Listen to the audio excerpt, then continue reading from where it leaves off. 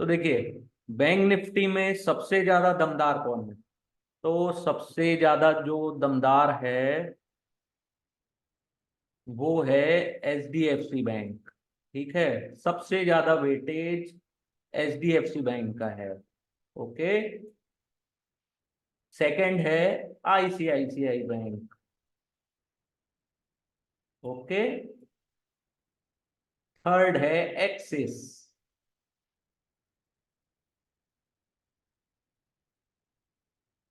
Fourth है कोटक।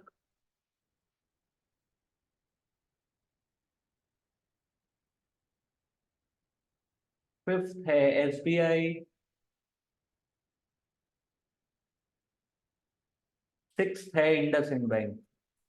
तो ये जो बैंक है ये टॉप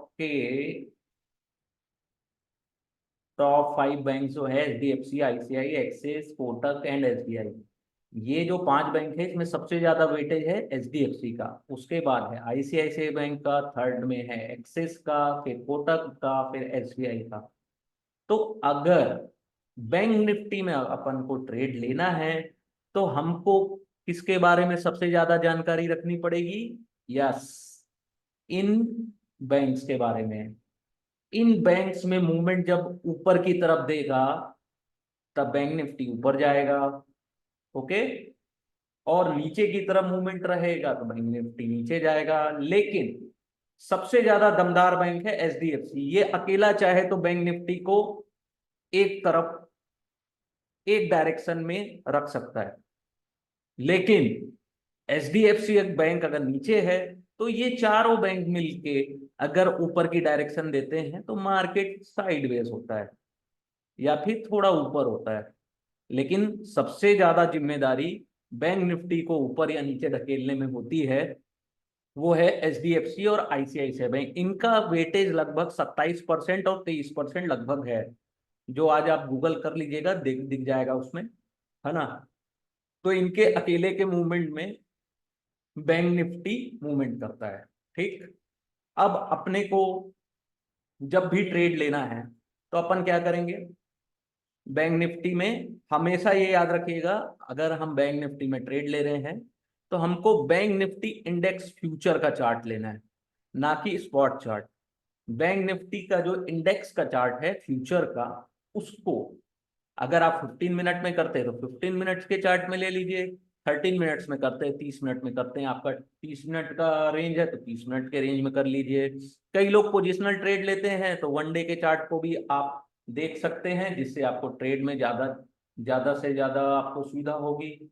लेकिन आपको क्या करना है? सबसे पहले ये इंडेक्स हो गया। अब इंडेक्स में आप कोई भी ट्रेड लीजिए, पहले आपको क्या करना है? मंथली मंथली मूवमेंट देखना है। ठीक है, ये मंथली मूवमेंट हो गया जो कि ऊपर की ओर है ना। फिर वीकली चार्ट देख लीजिए। ज्यादा नहीं, शुरू में स्टार्टिंग में आपको करना पड़ेगा, धीरे धीरे आपको खुद समझ में आ जाएगा कि आपको ट्रेड कौन से डायरेक्शन में लेना है। देखिए, वीकली लास्ट 2 वीक से डोजी कैंडल बना रहा है ना। तो इस टाइप के कैंडल्स में क्या अपने को कुछ प्रॉफिट होना है? नहीं। ठीक है। तो ये देखिए, टोटल साइडवेज है, ना ऊपर जा रहा है ना नीचे आ रहा है, ना ऊपर गया ना नीचे गया। ठीक है, अभी तो वीक अभी शुरू हुआ है तो ये 2 दिन का है। ये 2 दिन का कैंडल है, ये जो अभी बना है, ये रेड वाला डोजी जो है, ये 2 दिन का कैंडल है। लेकिन हमको तो ये 2 दिन में ही समझ में आ गया कि मार्केट ना ऊपर जा रहा है ना नीचे आ रहा है, बस वहीं पे साइडवेज पे अटका हुआ है। ठीक है। अब डेली चार्ट देख लेते हैं। अब ये सब चार्ट देखने से हमको क्या समझ में आएगा कि मार्केट का डायरेक्शन किस तरफ है। ठीक है, ये हो गया डेली का चार्ट। अब इससे हमको समझ में आ जाएगा कि मार्केट का डायरेक्शन किस तरफ है। ठीक। अब ट्रेड लेने से पहले हमको यहाँ पे जो अपना वॉच लिस्ट है उसमें 5 बैंकों के नाम रखने हैं, है ना। तो यहाँ पे जैसे अपन ऐड कर देते हैं एचडीएफसी बैंक। ठीक है। इसको मैं एक न्यू यहाँ पे, एक सेकंड, एक एक मिनट। यहाँ से जैसे आप जाएंगे तो ये आप 5 बैंकों का जो चार्ट है उसको बना लीजिए। पांचों बैंक को ये जैसे ये क्लिक किए, पांचों बैंक का मूवमेंट आपको दिख जाना चाहिए। HDFC डेली में ये डाउन टर्म में है अभी फिलहाल, है ना, नीचे की ओर है, दो कैंडल्स अच्छे स्ट्रॉन्ग कैंडल्स के साथ। उसी तरीके से आप फिर ICICI बैंक को देख लेंगे। इसमें भी आप फ्यूचर के चार्ट्स को देखिएगा, है ना। ICICI बैंक ने चलो मूवमेंट तो ठीक है, यहाँ पे ओपन हुआ, क्लोज इधर हुआ, थोड़ा आसपास है 1089 के आसपास, ठीक है। फिर उसके बाद आप देख लेंगे एक्सिस बैंक। एक्सिस बैंक का फ्यूचर देख लीजिए, क्या हो रहा है, कुछ गलत चला गया था।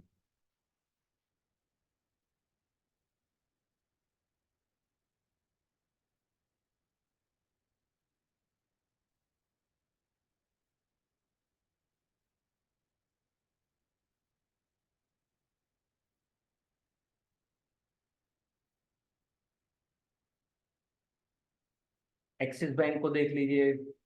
तो ये सब चार्ट्स को आप जब देखेंगे, सुबह जब आप ट्रेड करने से पहले ये सबको एनालिसिस कर लेंगे, टॉप 5 बैंक्स को, तो आपको एटलीस्ट डायरेक्शन मिल जाएगा कि मार्केट किस डायरेक्शन में होने वाला है। ये आपको धीरे धीरे प्रैक्टिस करना पड़ेगा।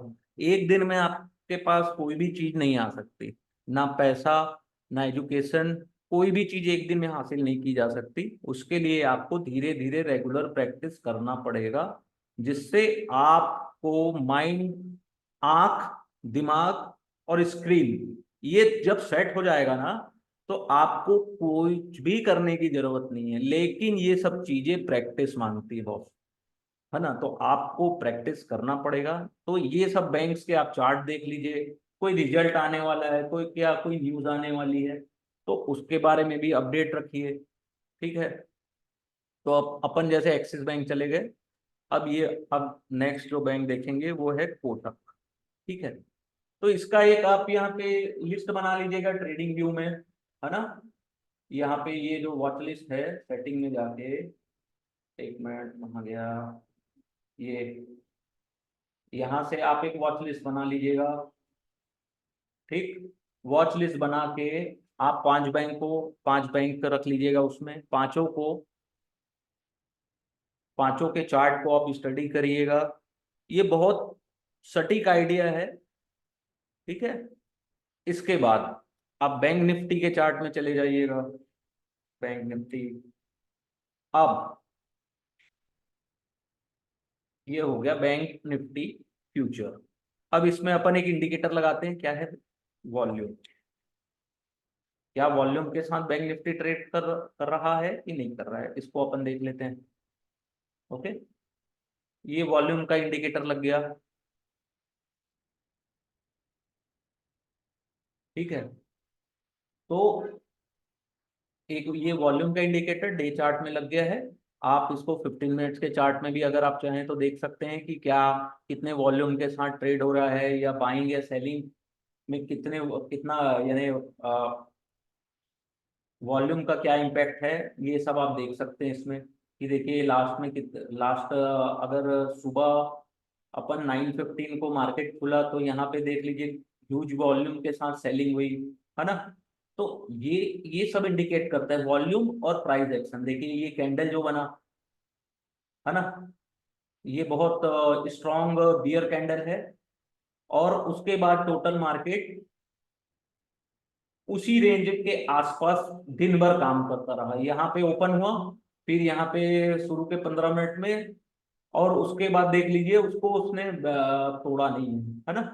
तो ये जैसे आप कैंडल्स को स्टडी करेंगे तब आपको समझ में आएगा। देखिए यहाँ पे ओपन क्लोज, और शुरू के 15 मिनट में जो सेलिंग हुई, उसके बाद पूरा मार्केट 15 मिनट्स के चार्ट में अपने को बता रहा है कि टोटल साइडवेज रहा। तो इस टाइप के साइडवेज मार्केट का डायरेक्शन जानना थोड़ा सा डिफिकल्ट है। प्रैक्टिस के साथ धीरे धीरे आ जाएगा। जैसे ये देख लीजिए, अगर अपन एक लाइन खींचना चाहें, तो ये देखिए इस रेंज को उसने नहीं तोड़ा। अगर इस रेंज के ऊपर जाता तो इसमें एक बुलिश पोजीशन बन सकती थी, है ना। सेकंड ये देखिएगा, सेकंड ये लाइन, ठीक है। थर्ड ये लाइन,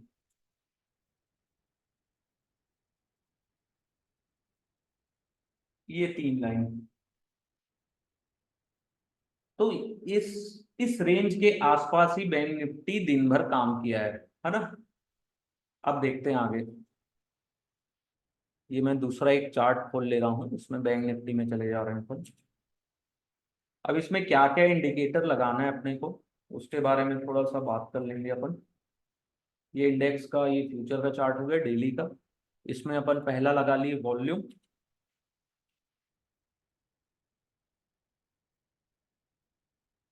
एक सेकंड लगा लिए आरएसआई इंडिकेटर। इसको मैं आप लोगों को डिटेल में पढ़ाऊंगा और दिक्कत नहीं है उसकी।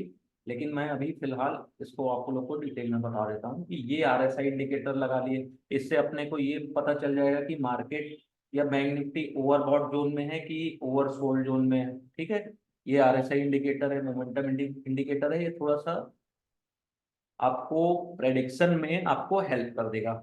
दो चीज ये हो गई। थर्ड इंडिकेटर जो अपने को सबसे इंपॉर्टेंट इंडिकेटर है वो है वीवैप। वीवैप ये नॉर्मल वाला लगाया मैंने। ठीक है। इसको अगर 15 मिनट्स के चार्ट में अगर आप देखेंगे तो आपको और अच्छे से समझ में आएगा।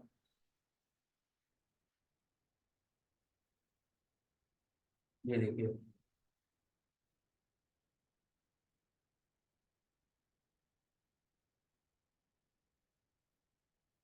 ये जो वीवेप है ये 9:15 को बनना शुरू होता है।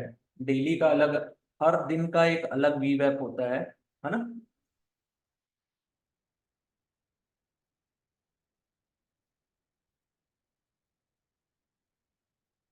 और देखिए ये वीवेप इंडिकेटर के नीचे बंद हुआ है लास्ट के 15 मिनट्स में, है ना। तो इस टाइप से आप प्रिडिक्शन अपनी मार्केट में तेज कर सकते हैं। ठीक है। ये यहाँ से अपने को पता चल गया कि जो आरएसआई का स्लोप है वो डाउन ट्रेंड की ओर है। सेकंड, यहाँ से अपने को ये समझ में आ गया कि जो वीवैप लाइन है उसके नीचे ये स्ट्रॉन्ग कैंडल जो रेड बना हुआ है, इसने भी एक डाउन डाउन ट्रेंड का ही सिग्नल दिया है। स्ट्रॉन्ग डाउन ट्रेंड का सिग्नल है ये देखिए।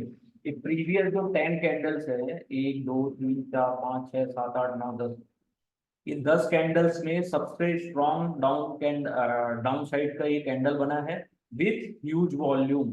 ये जो वॉल्यूम देख रहे हैं आप, ये लास्ट 10 कैंडल्स से के एवरेज से ज्यादा है ये। ठीक है।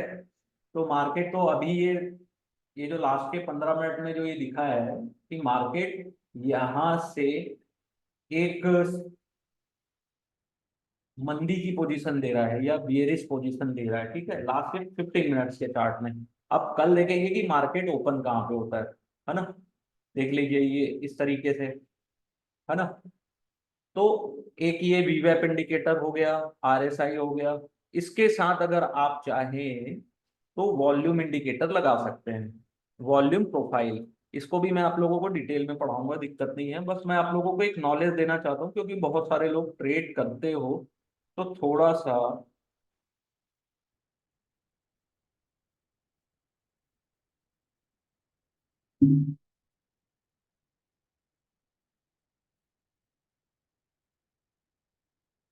ये को लगा के देखते हैं फ्रेंड।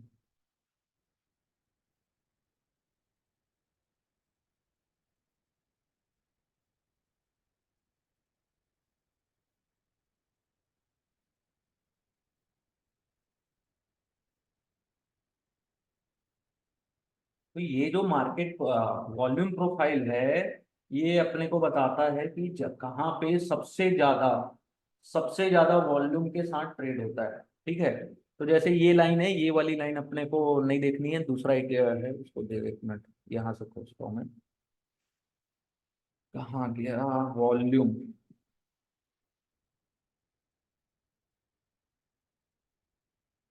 तो 5 देखते हैं, ये वाला फिक्स रेंज इसको यूज करते हैं। नहीं ये नहीं है, बता रहा हूँ।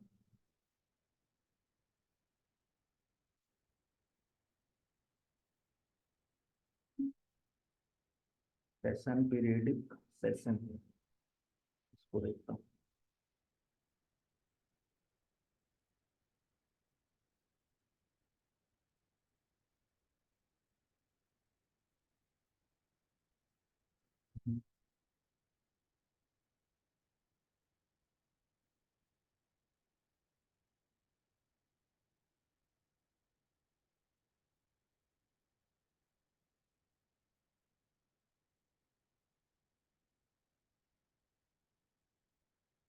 देखते हैं थोड़ा देर अपडेट होता है तो ये।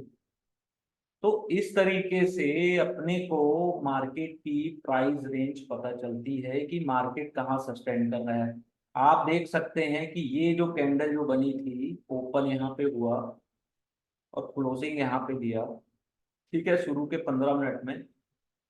फिर मार्केट टोटल साइडवेज रहा, लेकिन उसने इस रेंज को नहीं तोड़ा है अभी फिलहाल। ये जो अगर इस लाइन से अगर अपन देखें तो इस रेंज में ही मार्केट रहा है। तो कल अपन देखने वाली बात होगी कि क्या यहाँ से मार्केट एक नीचे डाउन ट्रेंड देता है, या मार्केट नीचे खुलता है, कि ये वीवेप इंडिकेटर के ऊपर खुलता है। ये कल अपन बैंक निफ्टी में देखेंगे। इसको अपन कल स्टडी करेंगे, आप लोग स्टडी इसको करिएगा, जिससे आप लोगों को ज्यादा से ज्यादा समझ में आएगा। आप लोगों को क्या क्या लगाना है, आरएसआई इंडिकेटर, वॉल्यूम प्रोफाइल, वीवेप, है ना, और वॉल्यूम। ठीक है, वॉल्यूम प्रोफाइल में आप लोगों को बता दूंगा। थोड़ा सा ही इसमें क्या है कि ये दिखा नहीं रहा है, ये सेशन वाइज दिखा रहा है। इसको पीरियडिक नहीं देखना है, इसको डेली का देखना है, डे वाइज। कोई दिक्कत नहीं है ये।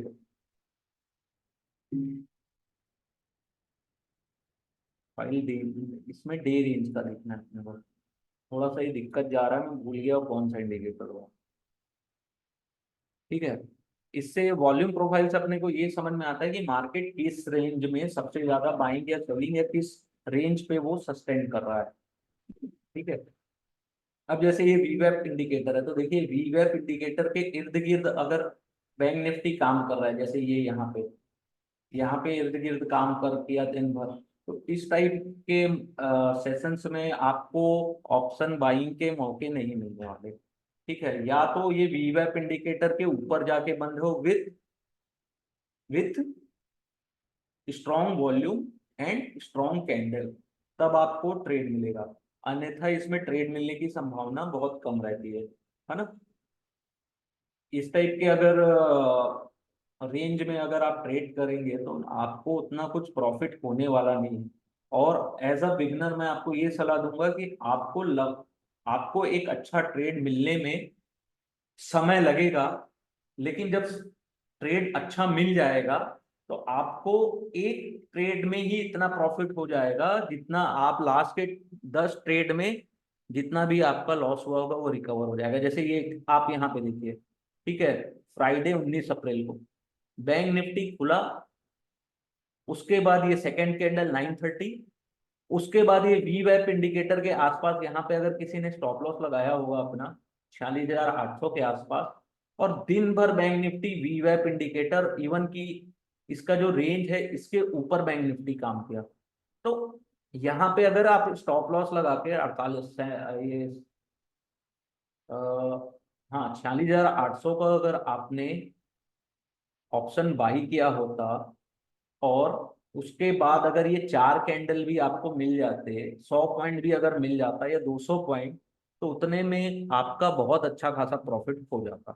ठीक है, तो अपन को वीवेप का ये मतलब नहीं है कि वीवेप इंडिकेटर अपने को क्या इंडिकेट करता है, कि अगर वीवेप के नीचे है, वीवेप के नीचे अगर कैंडल प्राइस एक्शन अगर वीवेप के नीचे काम कर रहा है, तो अपने को वहां पे बाइंग नहीं करनी है। एक चीज ये समझ जाइए। सेकंड ये है कि अगर वीवेप के ऊपर अगर बैंक निफ्टी काम कर रहा है और इस टाइप के कैंडल्स बन रहे हैं, तो इसमें शॉर्ट या सेल की पोजीशन अपने को नहीं लेनी है, या गुड बाइंग नहीं करनी है ना। तो ये वीवेप इंडिकेटर यहाँ से अपने को बहुत हेल्प करता है। ठीक है, इसको मैं अभी हटा दे रहा हूं, तो ये नॉर्मल कैंडल भी आप देखेंगे तो देखिए ये जो कैंडल बनी है और विद बिग वॉल्यूम, है ना, ये लास्ट के कितने कैंडल्स के वॉल्यूम, से ज्यादा है, देख सकते हैं आप कि लास्ट 10-15 डेज के जो 10-15 जो सेशन है 15 मिनट का, उससे ज्यादा वॉल्यूम यहाँ पे एक बार में बनी है, वो भी सुबह 9:15 में। ठीक है, तो इस टाइप से अपने को ट्रेड लेना है। अब इससे इंपॉर्टेंट चीज और बता रहा हूँ, अब थोड़ा ध्यान दीजिएगा।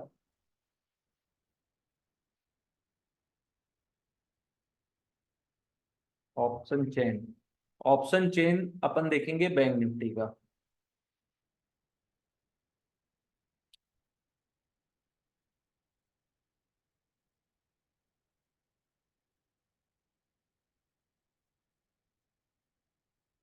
यहाँ पे निफ्टी है, इसको बैंक निफ्टी कर लीजिए। तो जैसे कल जो है वो एक्सपायरी का डेट है, तो यहाँ ऑप्शन चेन कितने लोगों को देखने आता है, प्लीज कमेंट बॉक्स में मुझे बताइए।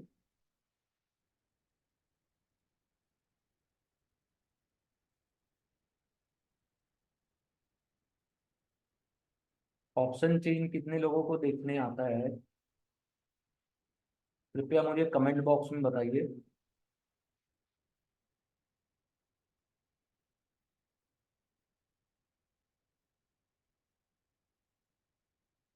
चलो ठीक है, मैं बताता हूँ आप लोगों को।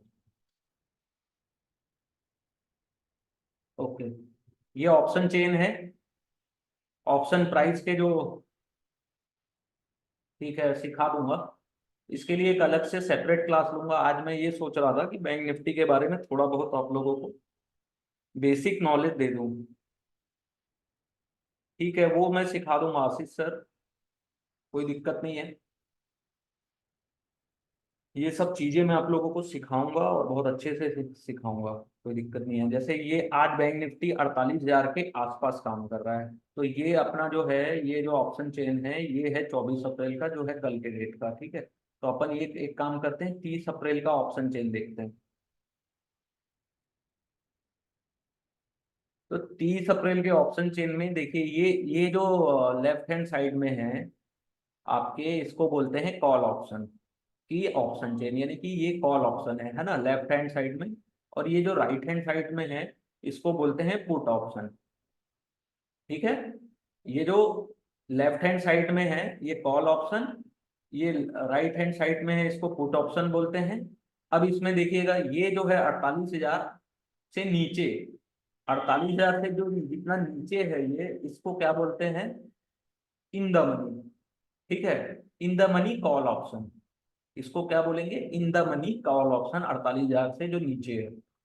और ये पुट साइड में आप देख रहे हैं 48,000 से जो ऊपर है, 48,100, 200, 300, 400, ये जो थोड़े से डार्क कलर में दिख रहा है, इसको पुट मनी का इन द मनी बोलेंगे, है ना। और ये जो 48,000 का जो पर्टिकुलर वैल्यू है, इसको एट द मनी बोला जाता है, एट द मनी। ठीक है, ये तीन टाइप की मनीनेस होती है ऑप्शन में। पहला होता है in the money, at the money, और ये आउट ऑफ द मनी। ये जो दिख रहा है 48,100 से ऊपर, ये जो कॉल ऑप्शन आपको दिख रहे हैं, इसको बोलते हैं आउट ऑफ द मनी, यानी कि इसमें मनीनेस नहीं है। और वैसे ही ये पुट ऑप्शन में आप जो ये व्हाइट कलर में देख रहे हैं, इसको बोलते हैं out of the money put option. ठीक है, यहां तक क्लियर है आप लोगों को? यहां तक क्लियर है आप लोगों को? प्लीज मुझे कमेंट बॉक्स में बताएं, तब मैं आगे बढ़ूंगा।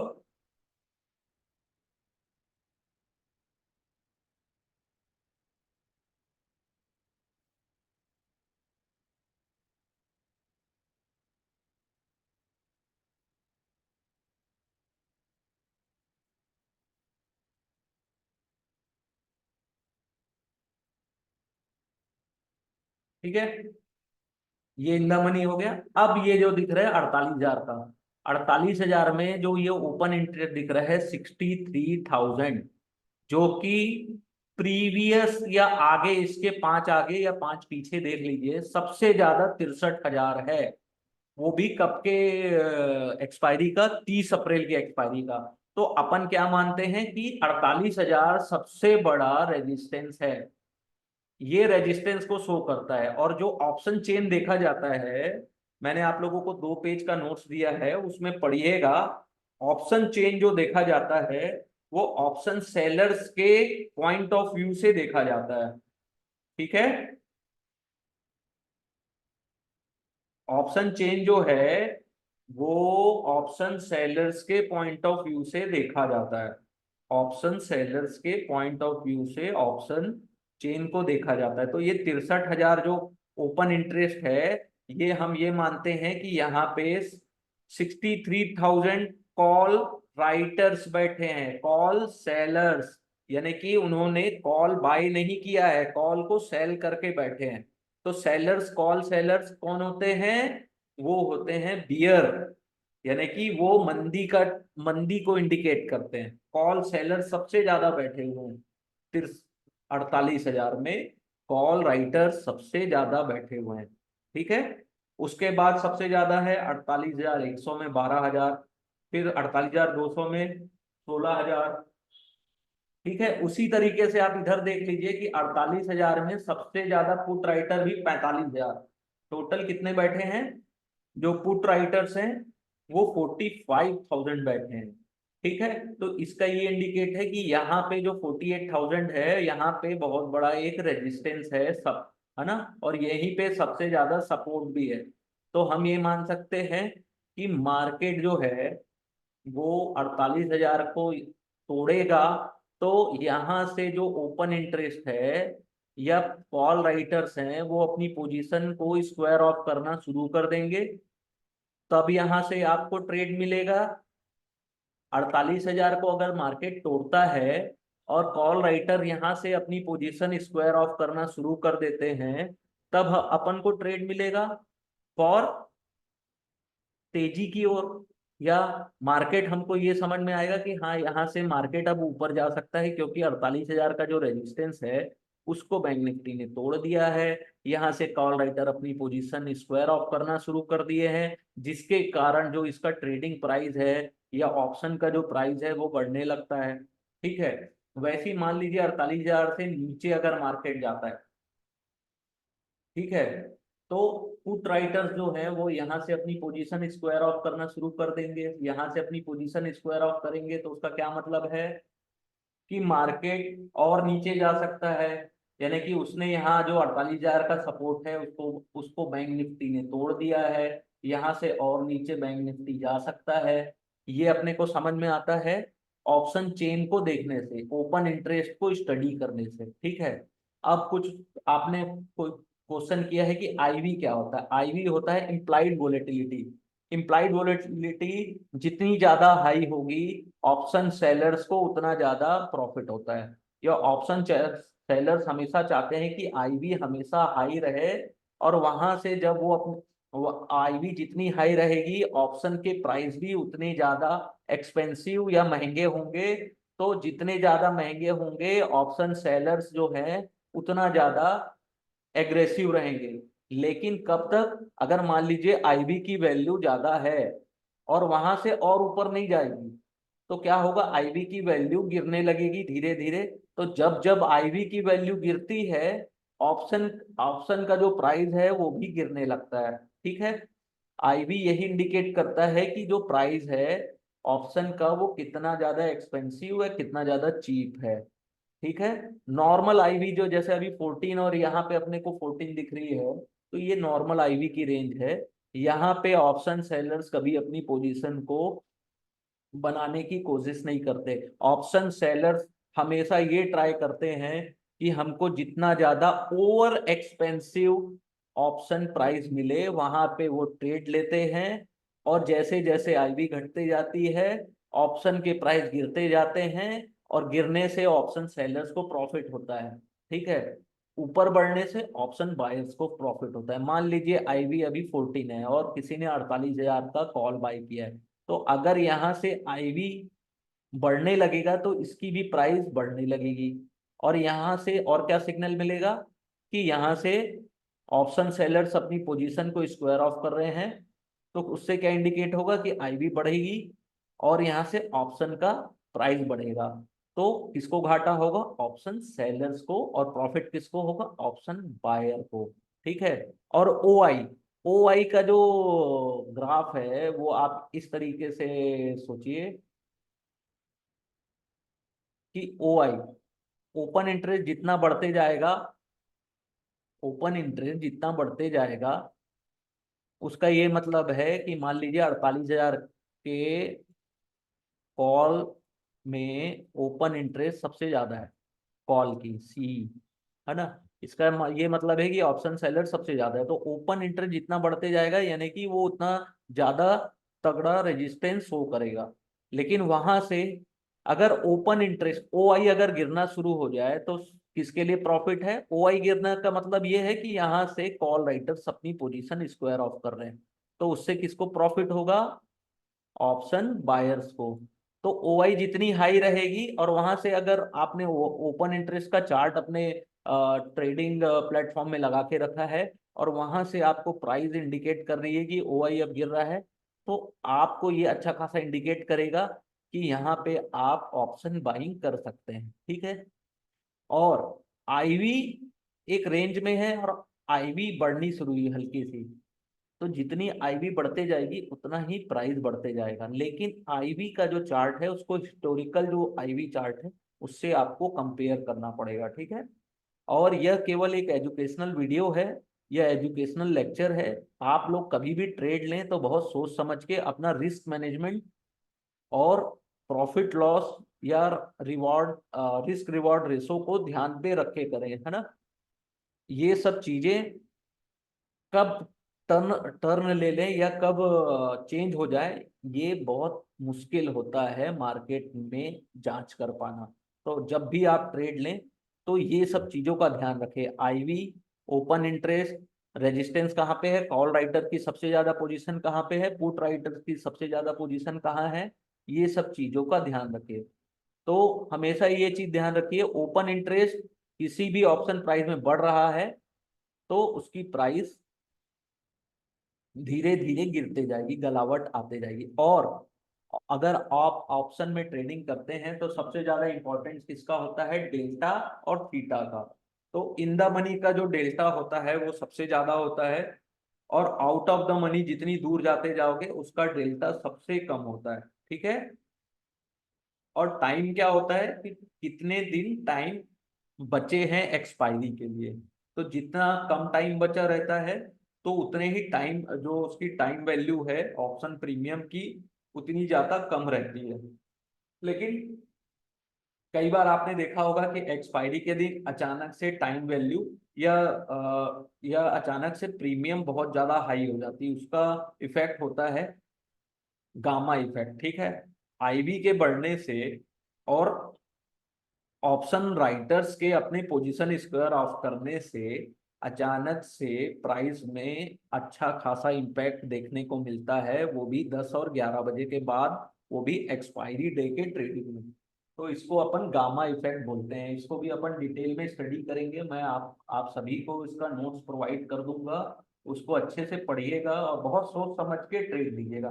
तो इस टाइप से अपने को बहुत सारी चीजों का ध्यान रखना पड़ता है जब भी हम बैंक निफ्टी में ट्रेड लेते हैं, तो ठीक है। ये सब चीजों का आप लोग बहुत ध्यान रखिए। मैंने आप लोगों को जितने भी इंपॉर्टेंट चीजें थी वो आप लोगों से शेयर कर ली, है ना। अगर आप लोगों को कोई डाउट है या कुछ क्लियर करना है तो कृपया मुझसे चैट बॉक्स में पूछ सकते हैं, मैं आप लोगों के जितने भी डाउट्स हैं वो सब क्लियर करूंगा। प्लीज मुझसे आप चैट बॉक्स में पूछ सकते हैं।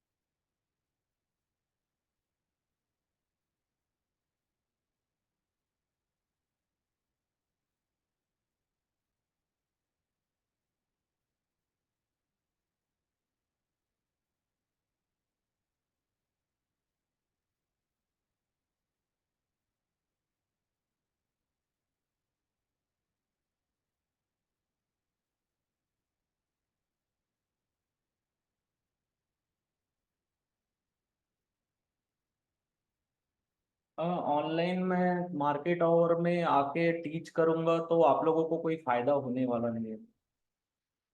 उसका एक रीजन है कि आप अगर क्रिकेट खेल रहे हैं और मैं आपको लाइव मैच के टाइम में आपको मैसेज दूं कि आप इस बॉल पे सिक्स मारो कि फोर मारो, ऐसा होता नहीं है। लेकिन फिर भी मैं लाइव मार्केट में आने की कोशिश करूंगा आने वाले टाइम्स में। 2-4 दिन के लिए सुबह अपन 8 बजे या 8:30 बजे लाइव हो जाएंगे और उसके बाद अपन डिस्कस कर सकते हैं कि मार्केट में क्या होने वाला है या क्या प्रेडिक्शन बन रहा है ना।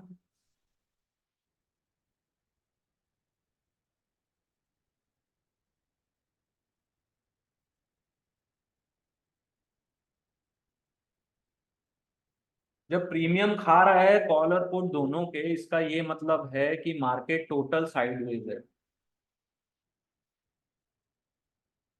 कैपिटल लॉस तो होता ही है। इसलिए क्या है कि ना मार्केट में हमेशा दो चीजों का ध्यान रखिए कि पहला मार्केट का डायरेक्शन किस ओर है। अगर मार्केट में कोई डायरेक्शन आपको अगर नहीं समझ में आ रही है तो इसका ये मतलब है कि मार्केट जो है टोटल साइडवेज है ना। मार्केट में या ऊपर भी नहीं जा रहा है ना नीचे जा रहा है, इसका ये मतलब है टोटल मार्केट साइडवेज है। ठीक है। तो इस तरीके से आपको थोड़ा सा प्रोजेक्शन अपना बैठाना पड़ेगा। और अगर आप ऑप्शन बाइंग करते हैं तो एक अपना टाइम फ्रेम बना के रखिए, उसी टाइम फ्रेम में आपको ट्रेड लेना है और उस टाइम फ्रेम के बाद आपको मार्केट से अपनी पोजीशन स्क्वायर ऑफ कर लेनी है। क्योंकि जितना टाइम आप ज्यादा स्पेंड करेंगे उतना ही ज्यादा थीटा वैल्यू आपके ऑप्शन प्रीमियम्स का कम होते जाएगा।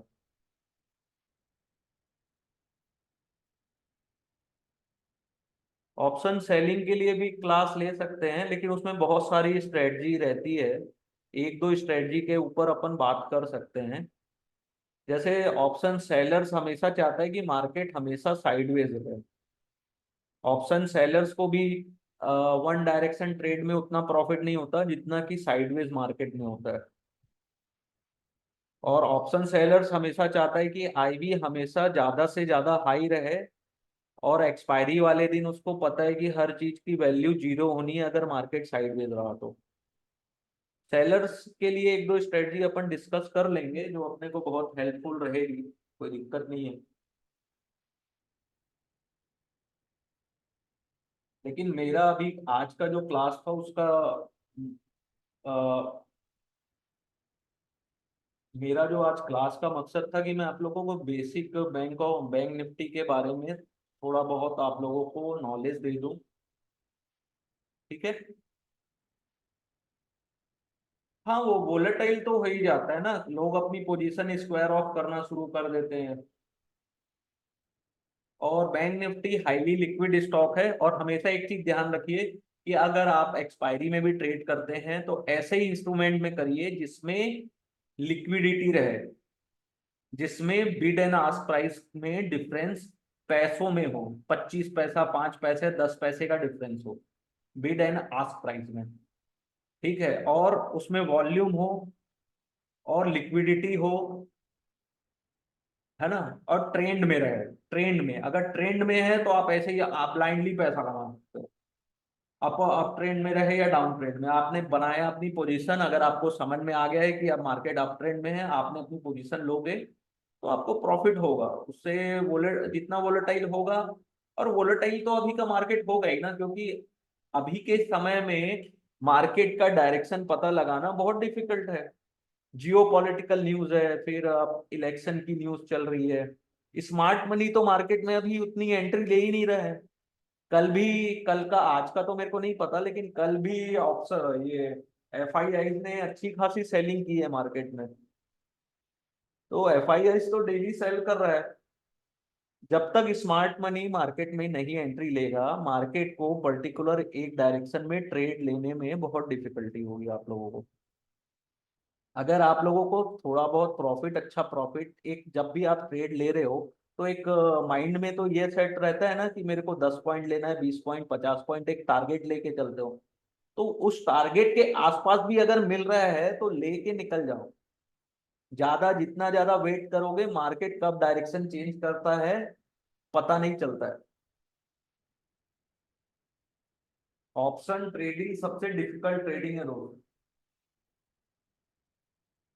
उसको अगर सीख गए तो पैसे बनते हैं, नो डाउट, सबसे ज्यादा पैसे भी ऑप्शन में ही बनते हैं। लेकिन उसको सीखने के में, और सीखना अलग चीज है, और उसको इम्प्लीमेंट करना वो अलग चीज है, और प्लस आपको समय भी लगेगा। ऐसा नहीं है एक दिन दो दिन, आपको महीने लग जाएंगे, 2 महीने 4 महीने साल भर भी लग सकता है। लेकिन अगर आपने खुद से अपनी मेहनत की तो वो मेहनत का फल आपको ही मिलेगा। आप दूसरों के बोलने से ट्रेड लेने लगेंगे तो ठीक है, प्रॉफिट होगा या लॉस होगा जो भी है, लेकिन आपका माइंड सेट नहीं हो पाएगा कि आपको करना क्या है। माइंड सेट करना जरूरी है। जिस दिन आपका माइंड सेट हो गया, आप मार्केट में प्रैक्टिस करते करते करते करते आपका माइंड सेट हो गया ना सर, तो आपको किसी भी चीज की जरूरत नहीं है, आप खुद से पैसे कमा सकते हैं।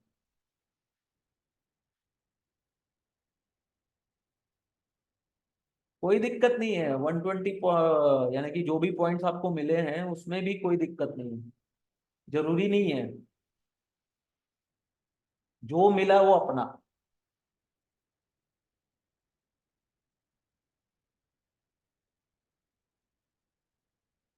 दिक्कत क्या होती है ना कि हम इसी चक्कर में ना मार्केट में ज्यादा टाइम स्पेंड करते हैं, और मार्केट ना हमको उतने प्रॉफिट नहीं दे पाता। तो मार्केट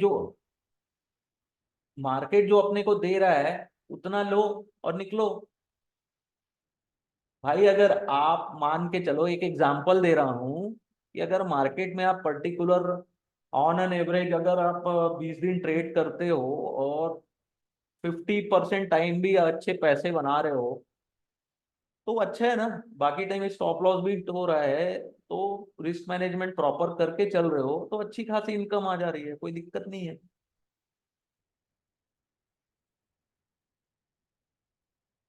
बैंक निफ्टी में ट्रेड लेने में वी वैप इंडिकेटर का यूज करिए, वो बहुत हेल्प करेगा आपको ट्रेड लेने में। वी वैप के जो नीचे है,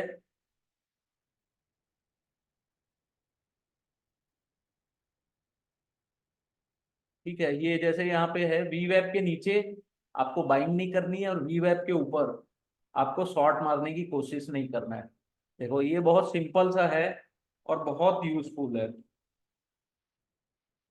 इसको धीरे धीरे आप स्टडी करोगे ना सर, तो इसमें आपको बहुत हेल्प मिलेगी। ठीक है। अब देखो, ये वीवैप इंडिकेटर है, इसका रेंज देख लो आज का। वीवैप लाइन को टच किया, फिर वापस से घूम गया, और अभी जस्ट जो ये आज बंद हुआ है वीवैप लाइन के नीचे बंद हुआ है। ठीक है। अगर आप ये दो दो को यूज नहीं करना चाहते तो सेटिंग में जाइएगा, अपर बैंड और लोअर बैंड को हटा दीजिए। अब वीवैप के नीचे है तो बाइंग करने का क्या मतलब है। और देखिए इस टाइप के अगर स्ट्रॉन्ग कैंडल बन रहे हैं, ये स्ट्रॉन्ग कैंडल है ना, ये अगले दिन वीवैप के ऊपर था, लेकिन यहाँ पे देखिए ओपन यहाँ पे हुआ, और यहाँ से उसने तुरंत सेलिंग दे दी। तो यहाँ पे देखिए जो बैंक निफ्टी है 48,000 के आसपास वीवैप के नीचे जाके बंद हुआ, है ना। तो इस टाइप के जो स्ट्रॉन्ग इंडिकेटर, स्ट्रॉन्ग कैंडल्स जो बनते हैं ना, ये जैसे ये कैंडल बना है, ये स्ट्रॉन्ग जो कैंडल्स बनते हैं यही अच्छे ट्रेड देंगे आपको। ये आपको अच्छे खासे ट्रेड देंगे।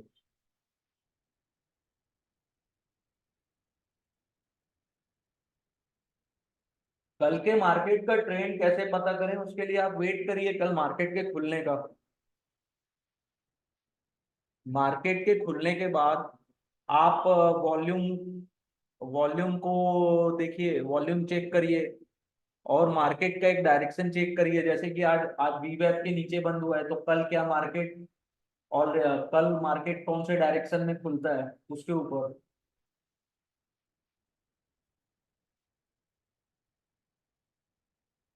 आपको जो डायरेक्शन का जो पता लगाना है वो,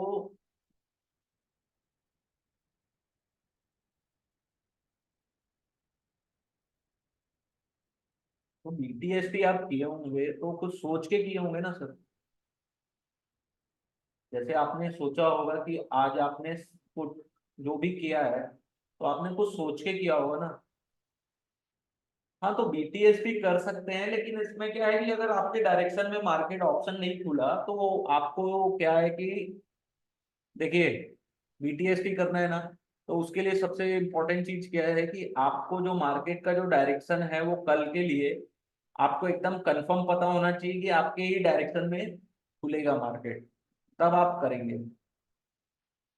थोड़ा सा डिफिकल्ट है बीटीएसटी करना, वो भी ऑप्शन में, क्योंकि अगर आपके डायरेक्शन में ना भी खुला और मार्केट उसी रेंज में भी खुल गया तो जो आपका जो ऑप्शन प्रीमियम है उस पे गलावट बहुत ज्यादा होती है। एक दिन में भी ऑप्शन की जो प्रीमियम है 10 से 20% नीचे खुलती है।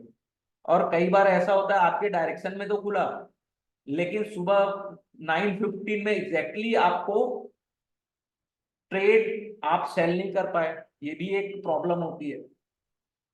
तो बीटीएसटी आप कर सकते हैं स्टॉक्स में, जहां आपको पता है कि हाँ आज मार्केट, आज स्टॉक यहाँ पे अच्छा खासा खुला है। या इसमें भी कर सकते हैं, जैसे कि अब मान लीजिए ये खुला है वीवेब के नीचे बंद हो रहा है, तो कल मैं ये मानता हूँ कि ये मार्केट 47,800 के आसपास अब एक सपोर्ट एंड रेजिस्टेंस ड्रॉ कर लीजिए 15 मिनट के चार्ट में, और मान लीजिए 47,800, ये मैं मान रहा हूँ कोई खराब न्यूज है या कुछ भी है, XYZ, उसके अनुसार आप कुछ आप सोच के ट्रेड लिए होगे, तो अगर खुलता है तो तुरंत आपको प्रॉफिट या लॉस बुक करना पड़ेगा बीटीएसपी में।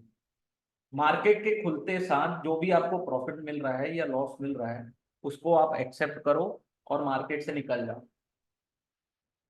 बीटीएसटी में पैसे अच्छे बनते हैं, लेकिन डायरेक्शन ट्रेड में अगर आपको मार्केट का डायरेक्शन पता है कि मार्केट कल कहाँ खुलने वाला है, या मार्केट तो अप ट्रेंड में है तो कल मार्केट अप ट्रेंड में ही खुलेगा, या डाउन ट्रेंड में है तो डाउन ट्रेंड में खुलेगा, उसको थोड़ा सा आपको अच्छा डीप स्टडी या प्राइस एक्शन या चार्ट को अच्छे से स्टडी करेंगे तब आपको ये सब चीजें समझ में आएगी सर।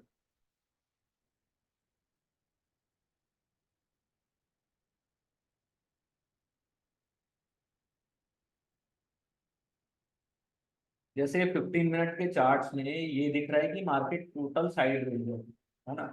ये 23 अप्रैल का चार्ट हो गया, ये 22 अप्रैल, ये 23 अप्रैल का है, 22 अप्रैल का है ना। तो ये क्या है कि टोटल साइडवेज दिख रहा है, ये इस रेंज को तोड़ा नहीं है, ये इस रेंज के ऊपर, थोड़ा सा डिफिकल्ट। आपको जिसमें आपको ज्यादा कॉन्फिडेंस है उसमें आप कर सकते हैं। इंडेक्स में करेंगे तो ऑप्शन का ये चीज है कि उसमें थीटा वैल्यू होती है। अगर आपके डायरेक्शन में मार्केट नहीं खुला तो आपको थीटा जो है उसका तो लॉस होगा ही प्रीमियम में। और जैसे कल एक्सपायरी है, तो मान लीजिए मार्केट साइडवेज ही खुल गया, तो आप क्या है कि आप होप में बैठे रहेंगे कि मार्केट ऊपर जाएगा या नीचे जाएगा, लेकिन 3 3 बजे तक तो आपकी जो ऑप्शन की प्रीमियम है वो बहुत कम हो जाएगी। बीटीएसटी पहले आप स्टॉक्स में वैसे करके देख लीजिए, जब आपका कॉन्फिडेंस और थोड़ा चार्ट रीडिंग अच्छी हो जाए, चार्ट को रीड करने में आप एक्सपर्ट हो जाए, तब आप इंडेक्स में ट्राई कर सकते हैं।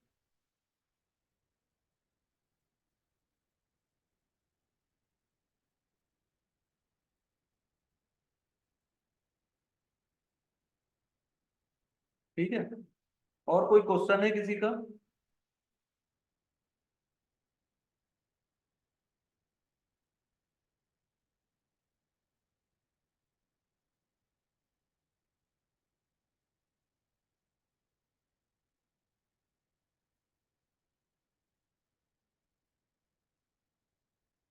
स्टॉक मार्केट में कोई भी सेफ मेथड होता नहीं है। रेगुलर बेसिस में जैसे लोग बोलते हैं, लेकिन ऐसा कुछ होता नहीं है।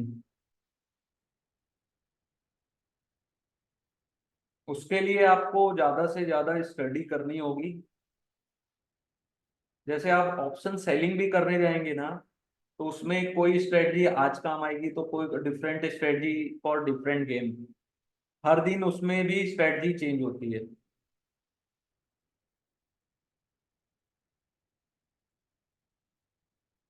लेकिन अगर आपके पास कैपिटल अच्छी है और आपको ऑप्शन में पैसे बनाने हैं तो आप ऑप्शन सेलिंग में ही जाइएगा।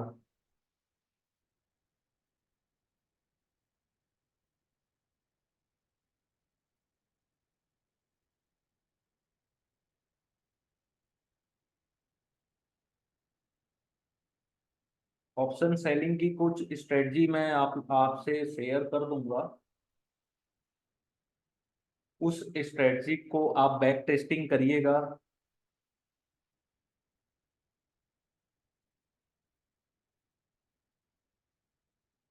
ठीक है, उसकी बैक टेस्टिंग जरूरी है। कोई भी आप अगर स्ट्रेटजी यूज करते हैं ऑप्शन में या स्टॉक में, कोई भी इंडिकेटर, कोई भी नई चीज अगर ट्राई करते हैं तो उसकी बैक टेस्टिंग जरूरी है। और उस चीज सब चीजों का ध्यान रखेंगे। हाँ, मैं रियल टाइम में आऊंगा। आऊंगा, रियल टाइम में भी आऊंगा। रियल टाइम में अपन 8 से सुबह मॉर्निंग 8:30 से 10:30 तक बैठ जाएंगे, मार्केट को स्टडी करेंगे। ठीक है। लेकिन बैक टेस्टिंग सीखना आप लोगों के लिए जरूरी है। सबसे इंपॉर्टेंट है प्राइस एक्शन सीखना।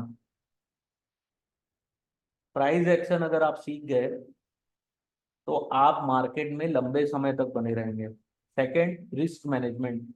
रिस्क को मैनेज करना सीख गए, वो भी बहुत इंपॉर्टेंट है। अगर आपके पास कैपिटल ही नहीं रहेगी तो कैप प्रॉफिट क्या करोगे आप।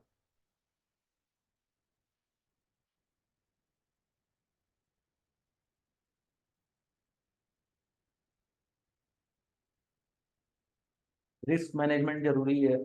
ऑप्शन बाइंग में भी पैसे बनते हैं, सेलिंग में भी पैसे बनते हैं।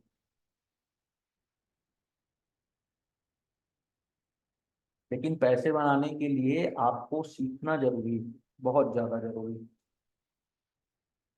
धीरे धीरे जब ये क्लास प्रोग्रेस करते जाएगी और भी ज्यादा एडवांस चीजें अपन सीखते जाएंगे।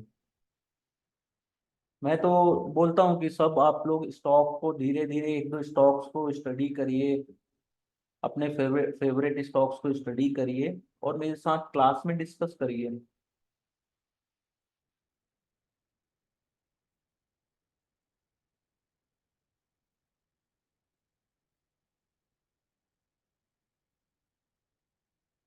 ठीक है, फिर आप लोगों के कोई क्वेश्चन नहीं है तो फिर आज की क्लास यही एंड करते हैं।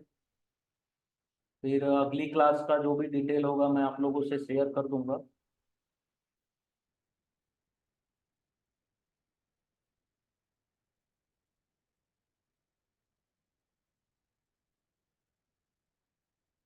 ठीक है। ओके। Good night.